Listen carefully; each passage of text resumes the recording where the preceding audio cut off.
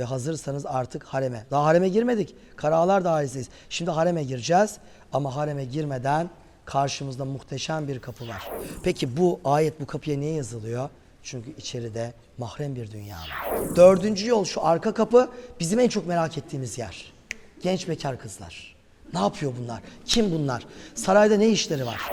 Lesiye Peris diyor ki, haremin plan şemasını düzgün bir şekilde inceleyen herkes görür ki padişahların haremin çoğu yerine girme imkanı yoktur. Haremi o kadar kötü anlatıyorsunuz. Ben haremde öğretmenlik yaptım. Harem böyle bir yer değil diyor. Bakın burası bir okul ve üzerinde ne yazıyor? Ya müfettihal ebvab iftah lena hayral bab. Bir yemek sinisi alışverişinde bile bir erkekle kadın karşı karşıya gelmiyordu. Bir Hürrem Sultan görüyorsun, sokaktan geçen tüpçüsü, sütçüsü hepsi Hürrem Sultan'ın yanında. Birazdan taşlıkta daha uzun anlatacağım. Haremde eğitim nasıldı? Bu kızların oturması, kalkması, birbirlerine hitapları nasıldı? Bunları konuşacağız. Şuradan içeriye bir erkek sineğin bile girmediğini size ispatlayayım mı? Beni takip edin.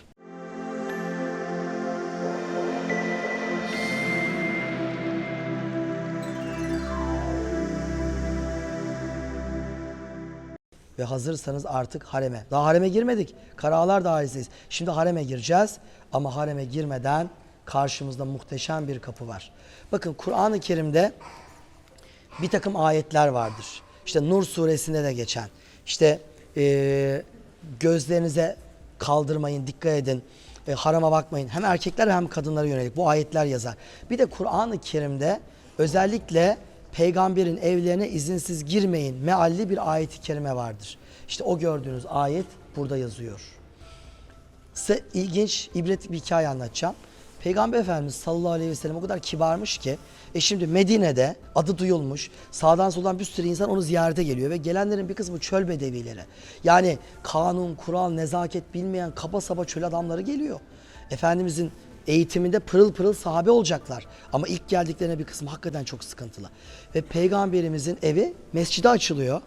Bazen böyle pat diye kapıyı vurup girenler olurmuş. Bugün bir tanesi, çok affedersiniz diyerek anlatıyorum ama olmuş olay. Bugün bir tanesi edepsizce sen kapıyı vur gir. Çölden gelmiş bedevi adam duymuş biri var Medine'de bir göreyim demiş. Giriyor. Hazreti Ayşe peygamberimizle oturuyor ve başı açık. Görüyor orada. Diyeceği şeyi unutuyor. Hazreti Hatice'yi görünce dönüyor peygamberimiz. Ne diyor biliyor musunuz? Benim diyor 2 tane eşim var. Affedersiniz. Birini seninkiyle değişelim mi diyor. Aynen bu. Hanımları değişelim. Hazreti Ayşe bunu duyunca ağlamaya başlıyor. Peygamberimiz ne yapıyor? Adamın yanına gidiyor. Elini omzuna koyuyor. Çeviriyor kapıya doğru. Sen onu bırak da bana ne söylemek için gelmiştin? Sen onu anlat diyor ve kapıdan çıkarıyor adamı. Yani böyle bir nezaket peygamberi. Bu tip olaylar çoğalınca Peygamber Efendimiz'e ve Kur'an'dan ayet iniyor. Yani tabi sahabeye ve orada herkesi uyarmaya. Peygamberin evlerine izinsiz girmeyin. Kapıyı vurun. Kendisi bunu diyemeyecek kadar naif, kibar, kırmak istemiyor. Allah Teala uyarıyor yani. Ve o ayet nerede yazıyor? Bu kapıda yazıyor. Peki bu ayet bu kapıya niye yazılıyor? Çünkü içeride mahrem bir dünya var. Kadınlar, kızlar dünyası var. Rahatsız edilmemesi gereken muhteşem varlıklar yaşıyor orada. Hadi girelim.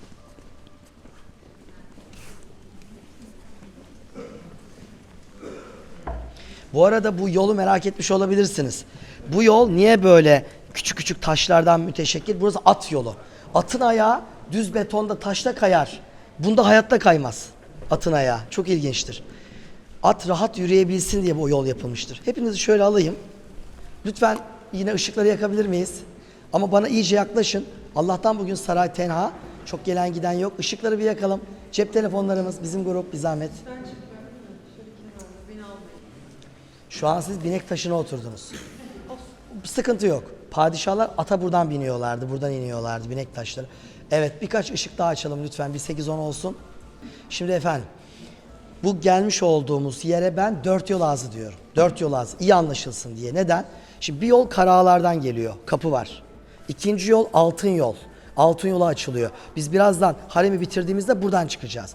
Üçüncü yol Valide Sultan Taşlığı. Padişahın annesinin avlusuna ve odasına açılıyor. Dördüncü yol şu arka kapı, bizim en çok merak ettiğimiz yer. Genç bekar kızlar. Ne yapıyor bunlar? Kim bunlar? Sarayda ne işleri var? Nasıl giyiniyorlar? İşte onların dairesine açılıyor. Yalnız o avluya yani koridora girdiğiniz zaman önce kalfalar ve ustalar dairesi var. Sonra padişah hanımları, gözdeler, hasekiler daireleri var. Sonra genç bekar kızlar geliyor. Öyle kolay değil. Bir padişah kafasına göre oraya girip çıkamaz. Padişah kendi has odasından at sırtında ya da yayan annesinin avlusuna geçer. Annenin avlusundan şuraya gelir. Bakın at yolu zaten bu. Buradan böyle gelir at yolundan. Atın ayakları kaymaz dedim ya bu yolda. Rodos eşit taş yol. Buradan bu şekilde gider. Atından iner. Adalet Kulesi'ne çıkar. Ya da at sırtında oradan çıkar. Oradan nereye? Arabalar kapısından avluya çıkar. Bakın Lesiye Pierce diye bir hanım var. Bu kadın 11 sene Topkapı Sarayı'nda çalıştı. Kütüphanede araştırma yaptı. Harem-i Hümayun diye bir kitap yazdı. İngiliz bir kadın. Biliyorum biz bu vatanın evlatları harem böyle değil deyince itibar etmiyor ya birileri.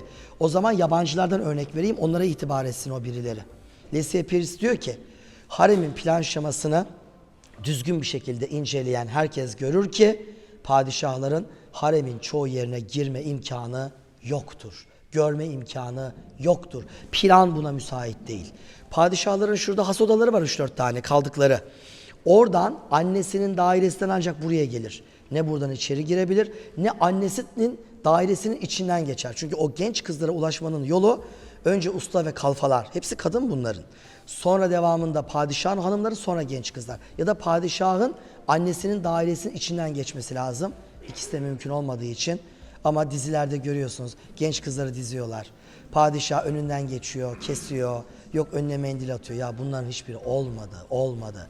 Dost düşman, Müslüm gayrimüslim bunları herkes yazdı. Ama birileri hala varmış gibi işliyor ya, kahroluyoruz. Şuradan içeriye bir erkek sineğin bile girmediğini size ispatlayayım mı? Beni takip edin. Şimdi bakın ışıklar yine yansın. Burada duralım. Siz de şuraya alabilir miyim? Boş, koridorun boş olmasını istiyorum. Şu taş gözüksün. Efendim Karaağlar Taşlığı'ndan geldik. Ve Karaağlar Taşlığı'ndan sonra çok ilginç bir alana geldik. Valide Taşlığı ve Dairesi. Altın Yol. Bakın gidiyor. Ve sizin en çok merak ettiğiniz yer. Cariyeler Taşlığı'nın kapısındayız. Ben buranın bir okul olduğunu iddia ediyorum. Genç kızların, ben değil zaten tarihi vakalar, hatıratlar herkes bunu söylüyor. En son Sultan Mehmet Reşat döneminde sarayda muallimelik yapan Safiye Ünüvar'ın hatıraları var. Kadın 90 küsur sene yaşamış ve Cumhuriyet döneminde hatıralarını yazmış. Ben yaşlı halimle bana hatıralarımı yazdırdınız ya utanın diyor. Haremi o kadar kötü anlatıyorsunuz. Ben haremde öğretmenlik yaptım. Harem böyle bir yer değil diyor. Hareme bir genç kız alındığında önce ona sır tutmak öğretilir diyor. Sır tutmak. Kadınların dünyası anlatılmaz. Ayıptır. Kendi aralarında konuşurlar ama dışarı anlatılmaz. Bakın burası bir okul ve üzerinde ne yazıyor? Ya müfettihal evvab iftah lena hayral bab. Biz bu duayı Kur'an'da geçen nerede görmüştük? Bugün Topkapı Sarayı'nda bir yerde gördük biz bunu. Mutfakta gördük. Mutfakta eğitim gören Enderun'un küçük ve büyük oda talebeleri okusun diye yazılmıştı. Ey kapılar açan Rabbim bize hayırlı kapılar aç. Bu genç, ikbal kovalayan öğrencilerin okuyacağı dua. Burası böyle bir yer.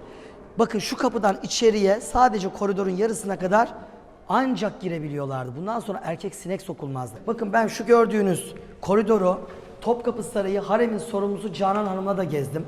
Şu an kendisi birkaç sene rahmetli olan Marmara Üniversitesi doktora ders döneminden sanat tarihi profesörü Örçün Barıştay'la da gezdim.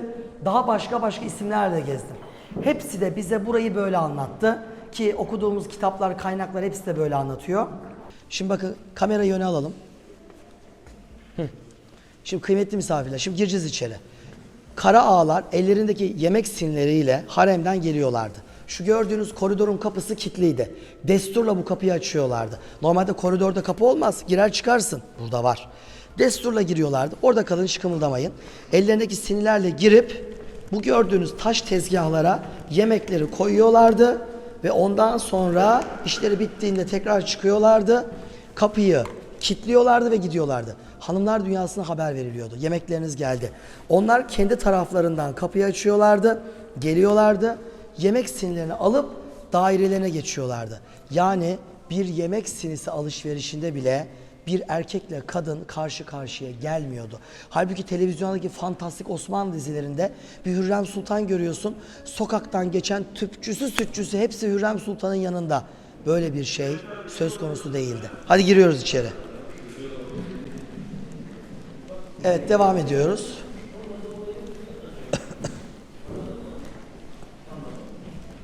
Bakın, bu gördüğünüz koridor boyunca bina var. Bakın orada kapılar var, pencereler var. Görüyor musunuz? Şu gördüğünüz kapılar, pencereler, bu bir bina. Bu binanın tamamı kalfalar ve ustaların daireleriydi. Kalfa ve ustalar. Şu bakın merdivenlerden çıkılıyor. Kim bu kalfa ve ustalar? Haremde yetişmiş kızların bir kısmı diyordu ki ben hiç evlenmek istemiyorum. Ben haremde kalıp vazife yapmak, öğretmen olmak istiyorum. Onlar burada kalfa ve usta oluyorlardı.